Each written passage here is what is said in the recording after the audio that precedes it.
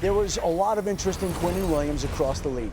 And the Dallas Cowboys obviously felt like they wanted to make moves with the draft capital that they had accumulated from the Micah Parsons trade.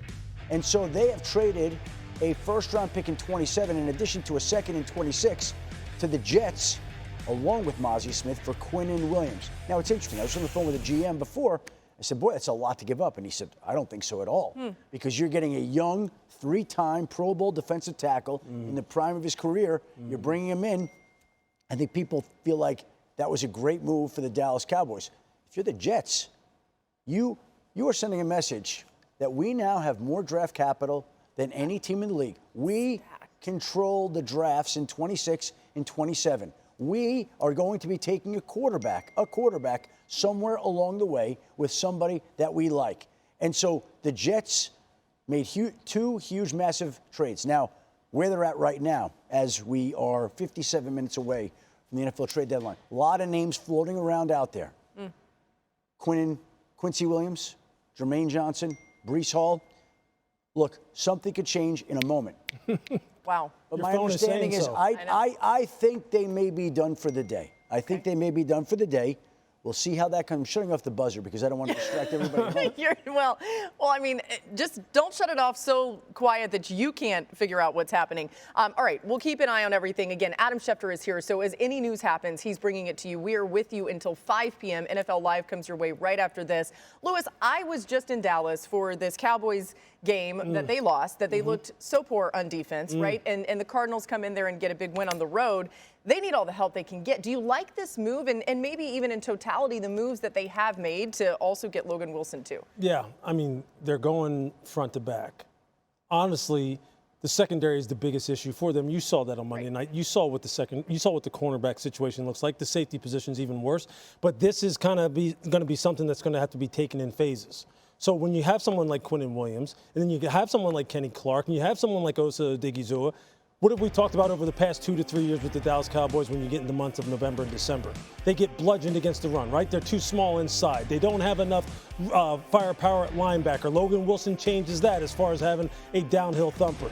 So now you get a 27-year-old guy who has 2 years remaining after this year on his contract, who's one of the best TFL producers of all defensive tackles in the NFL to go along with Kenny Clark, who's an absolute stud. It's a step in the right direction for them. Although in the back end, look, we all know that the NFL is about explosive plays, Mike, and you got to be able to prevent them in the secondary. They need some more weapons back there too. Yeah, no doubt about it, but I agree, Lou. At least they addressed what they had to up front, and Quinnen Williams is a difference maker them paired with Kenny Clark. And what we saw on opening day when Green Bay came out with all that enthusiasm and energy because they had Micah Parsons and overwhelmed Detroit, I think when Dallas comes off of their bye week and they play the Vegas Raiders, we're going to see the same thing. They're going to have confidence they didn't have that, wait, we actually have some good players now on defense. Now, look, Adam mentioned that there's still 55 minutes to go. There are some corners out there. Maybe it's an Alante Taylor from the Saints. Maybe it's Reek Woolen, although I don't think the Seahawks are necessarily sellers. They have some depth at the cornerback position. So maybe the Cowboys could add a corner, because I agree with Lou. That's something that they need to do.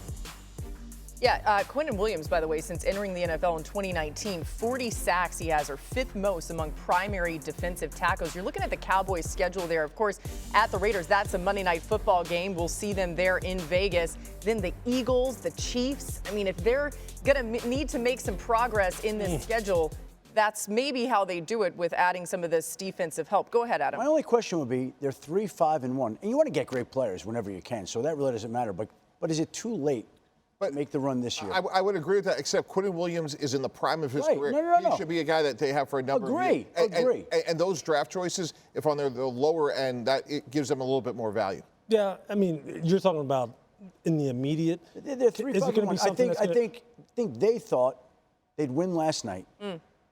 They'd be 4-4-1 going into the bye, getting ready for a Monday night game in Vegas against the Raiders, a winnable game. Now you're 5-4-1, and you've added Quinnen Williams, and you've added Logan Wilson, and you've made moves post-deadline. My point is, I think the loss last night threw a little bit of a monkey wrench into their plan. Well, they still can make it, but that conference is loaded. There's a lot of teams they're going to have to pass up to make the playoffs. I mean, what last night showed you, look, it's an explosive play league. That's what it is. And unless they are number one in pass rush win rate, and they're like creating the kind of pressure that absolutely can go ahead and hide what is a terrible secondary, I mean, it's not going to make that much of a difference this year, but in the long run it will, because now they have a lot of youth. They have a lot of size. I mean, Logan Wilson is a stud in the middle. I understand that Cincinnati kind of phased him out there because they don't think that he can run as well, some of the young people that they have, and he can't. But they needed to stop the run. You've talked, I mean, how many times you talk about it on NFL Live over the past 2 years, what Dallas looks like in November and December? It is the constant conversation. Yeah. The problem, I think, to Adam's point, is that Cowboys fans are like, wait a second, we just lost to the Cardinals at home. What are we doing in the immediate? It just doesn't feel like this is going to be enough to change things immediately. We'll see, though, if it makes enough of a difference. Well, we know then what Dallas receives. The Jets receiving a bunch of draft capital, Louis. Is this what they needed to do? They needed to clean house, start fresh, and hopefully use this. Obviously, they're going to be seeking a quarterback in 26 and 27. Yeah. How do you view this? Yeah, it's a hard reset for sure. I mean, from the time we went and talked to Aaron Glenn down in Miami for their Monday Night Football game till now, they just have not been able to make any headway as far as changing the culture, Laura, as far as them kind of breaking some of the old habits that they have. As my collar's all messed up here on my jacket. We're all messed up around here. But, I mean, they just haven't been able to make any headway. And sometimes the only way to make headway is to say, hey, look, all the things that we have been doing and with the people we've been doing it with is not working, so we have to kind of wipe the slate clean and start over. And where are they going to start over? Mike was just talking about this in the green room. They obviously have now obtained enough ammunition to go ahead and say, whichever quarterback we deem to be the one who we think can be a franchise quarterback, that's the one we're going to try and go get. Yeah. And that's where it has to start. Yeah, and to me, guys, the NFL draft in 2026 just started on November 4th, and here's why. What's fascinating to me is this, guys. There's a number of teams that's going to be coalescing around the first pick overall. Certainly the Jets, maybe the Giants, maybe the Dolphins, maybe the Titans. So here's what's interesting, guys. Let's just say, for sake of discussion here, it's the Tennessee Titans, right? By the way, this is the order just through week 9. Correct. It will change, but go ahead. So let's just say that the Jets don't have the first pick. It is a lot worse to have a bad year, but what's even more dramatically bad is if you don't have the first pick. Right. And I think what the Jets told the world today was, we're getting a quarterback and we're going to pay the bill. We're not negotiating. Yeah. We have more ammunition than anybody. So if we don't have the first pick and it's Tennessee and we want to go get quarterback X next April when everyone's in Pittsburgh, they have the ammo to do that. Yeah. Guess what? They're not alone in the upcoming draft because the Cleveland Browns have double ones. The Los Angeles Rams have double ones. No doubt about it. But now, if you're the Jets, What did you say? You said the Los Angeles Rams. Right. Los Angeles Rams. That's a good one. That's a good one right there. If you're the Jets, you have 2 1s, you have 2 2s, and you have 2 1s in 2027. So all my point is, I think what Aaron Glenn, Darren Muji, Woody Johnson said today, we are getting a quarterback next year, and whatever the bill is, because again, I think what's fascinating is, and Laura, you made the point, we're only right now like halfway through the season. If Tennessee gets the first pick, we could see a historic amount of action because they don't need a quarterback. And so many of those other teams need one. Yeah. I will tell you this. The quarterback evaluation process for the 2026 draft is going to be wild. Yeah. Because every week it changes. It was every week. Ty Simpson for a few I'm just weeks. telling you, watching these guys every week and traveling around the country, these guys are all over the place, man. So if I'm needing a quarterback, although there's a lot of them out there. Yeah, how would you rank them right now, just really quick? We're not doing a draft show, but this kind of is.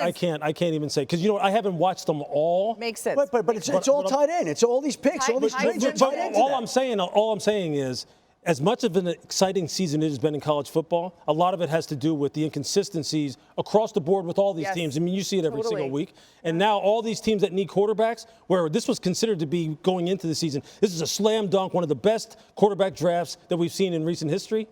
Let's see now. Let's see how this is all going to shake out. Some of these guys may not even come out. Exactly. I mean, that's the interesting thing. Yeah, but I get Lenora Sellers? Yeah. Lenoris? Yeah.